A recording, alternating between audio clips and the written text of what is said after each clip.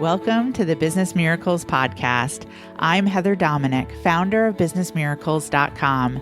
Since 2010, I've been training highly sensitive entrepreneurs and leaders from around the globe to work less while making more impact and income by doing things differently. I'm so glad you've joined me. Listen in and get ready for a shift in the way you view yourself, your work, your life. A Business Miracle. This is A Course in Business Miracles, podcast episode 132, The Perception of Miracles. Listen in as I share how to apply miracle principle number 1 from A Course in Miracles so that perceived problems instead become opportunities for creative solutions, learning, growth, and miracles, all to support you with leading yourself, your relationships, your business, and your vision into an expanded experience that is filled with possibilities.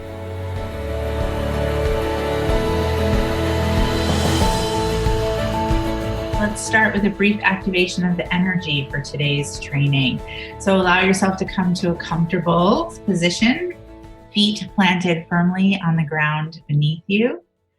Take a moment to put down anything that's in your hands, pen, pencil, journal, writing pad, keyboard, tablet. Just allow your hands to rest comfortably in your lap. And then together, let's take in a deep breath. Deep breath in and let it out. And again, breath in and let it out. And one more time, power of 3, breath in and let it out. If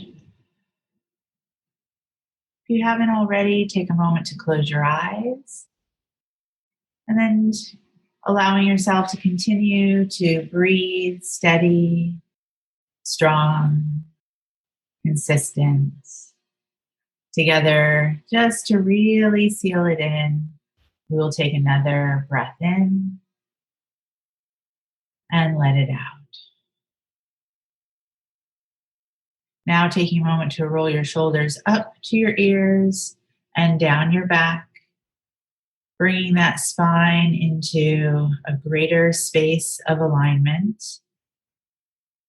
Taking a moment to really feel your feet planted beneath you, maybe even rocking your feet forward and back, and even maybe side to side, coming into just a real centered, grounded position. And now take a hand or hands and place them on your heart.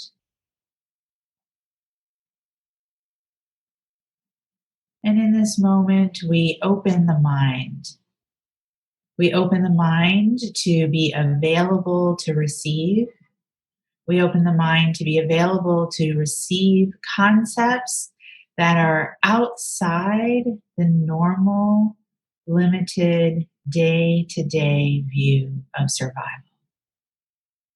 We open the mind and we prepare it to allow in concepts, ideas, considerations, and inspirations that support to bring your entire body, your entire being, your entire business, your entire life to an expanded experience that is filled with possibilities that you feel not only capable of stepping into, but safely inspired to step into. And this is the energy that we activate together right here and right now. Principle number 1, there is no order of difficulty in miracles. One is not harder or bigger than another. They are all the same. All expressions of love are maximal. So this first principle really is a gem. It is a principle that occurs over and over again in all three books of A Course in Miracles in many different forms. So, saying it again, there is no order of difficulty in miracles. So, no order of difficulty in miracles is the same thing as saying that all the problems in the world are really the same. The seemingly major ones and then the seemingly minor ones, no difference. There is no difference among them. This can be thoroughly understood only when you recognize that there is no world out there. So take a moment to write that down. There is no world out there. If you believe in the reality of the perceptual, physical, or separated world, then you must believe that there are gradations. There are bigger things and there are smaller things. Again, when you're believing in the reality of the perceptual, of the physical only. Meanwhile, our entire world, which really is to say the entire world of perception, is based upon orders and differences. We all have concepts, and I want you to write that word down, concepts. We all have concepts, ideas, meanings of large and small, fat and thin, beautiful and ugly, male and female, night and day, light and darkness, large problems, small problems, and on and on and on.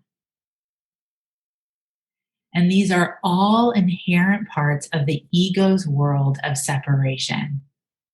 If you talk to one person and ask them about their definition of fat, and then talk to another person and hear their definition of fat, you're going to hear two very different definitions. And the same is with problems. What is a large problem to someone else is, what's the problem? So the key is in the concept. And the whole idea of the Course is to let us know just how insane we are and how insane this thought system is. And the Course lets us know this all so that we have the choice to change our minds about it. And write that down. However, you cannot change your mind about something if you do not know that it is there. So the idea of exposing the ego's thought system is not to make us feel even more guilty than we already do or more stupid than we may feel, but to help us realize that, in fact, we do believe this, so we then can change our minds about it. Now, if we were all born into the world this way, it would radically change parenting. Because most parents, just out of doing the best that they can, approach teaching their children as this is the only way. This is what we believe as a family, so this is then what you believe. Versus, this is what we believe as a family, and you have a choice. You can believe it or not. So teaching, rather than to believe that this is the way, the teaching of the Course is teaching, what do you choose as your way? And this first principle really starts us off with a bang teaching that there are only two basic contents in the world: God or the ego, love or fear, spirit or the body.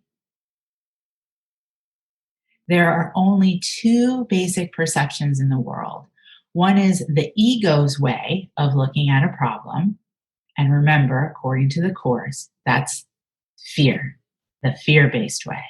The other is the Holy Spirit's way of looking at a problem. Again, remember the definition for the Course, the higher self. The way we define a problem automatically establishes how we resolve the problem. Write that down. So how does this apply to highly sensitive leadership? Well, first of all, we recognize that as highly sensitives, we experience the world differently because our nervous system is wired to take in stimulation at a much higher degree than someone who is not highly sensitive. So that means we're processing the world at a higher level of stimulation and a higher level of awareness. And not necessarily awareness as in an enlightened awareness, but awareness just as in experience things more intensely. The untrained or lower functioning highly sensitive is going to believe, because of this increase in stimulation, that the world is happening to them. And then they're going to be tempted to default to coping mechanisms and to shadow behavior, such as overprotection, over responsibility, or pushing or hiding to try to just survive in this world.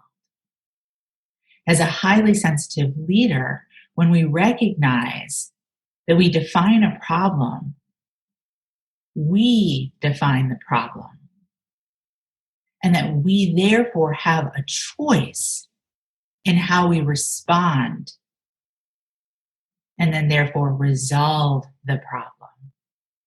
What this requires is us to be willing to step out of the socialized box and to be willing to step forward to do things differently, even though it's going to look very different than anyone else in our family, most likely. It's going to look very different than anyone else in our industry, most likely. And yet, through the courage of conviction to honor the highly sensitive essential self, we will be open and have access to our highly sensitive strengths, and then therefore creative solutions that go beyond the realm of socialized thinking, giving us the availability to recognize and experience that there is no order of difficulty in miracles. One is not harder or bigger than another. They are all the same. Every problem presents the opportunity for creative solution and presents the opportunity, therefore, for learning and growth, and then therefore a miracle. And the more you choose this way of operating, the more you will be available to lead in your life, in your relationships, in yourself, in your business, in your profession, and in your vision.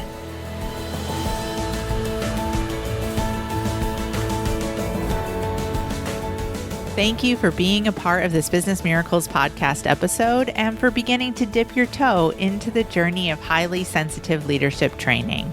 If you are ready to truly use your sensitivities as strengths in all parts of your work and life, I invite you to connect for a one-on-one chat. You will experience being deeply listened to, and together we'll get a sense of whether the highly sensitive leadership training programs are the best next step for you and your highly sensitive journey at this time.